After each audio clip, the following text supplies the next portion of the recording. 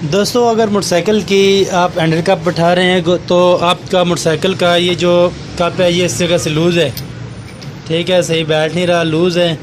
तो आप इस जगह पर इसको बाहर निकाल कर यहाँ पर कील की मदद से पंच लगाएंगे तो आपका मोटरसाइकिल का जो ये कप है ये आसानी से बैठ जाएगा। ये वाला कप आसानी से बैठ जाएगा और आवाज़ भी नहीं करेगा।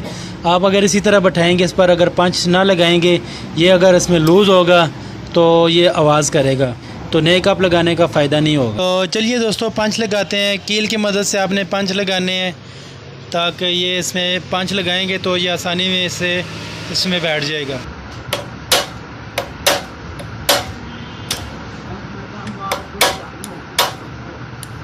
जी तो दोस्तों आप इस तरह सब जगह पर पंच लगाएंगे तो यहाँ पर ये आपकी जो कोन है वो फिट होकर बैठेगी, इसमें कप सही फिट होकर बैठेगा। तो आई होप कि दोस्तों आपको छोटी सी वीडियो पसंद आई होगी। तो दोस्तों वीडियो को लाइक लाजमी करें और चैनल को सब्सक्राइब करें।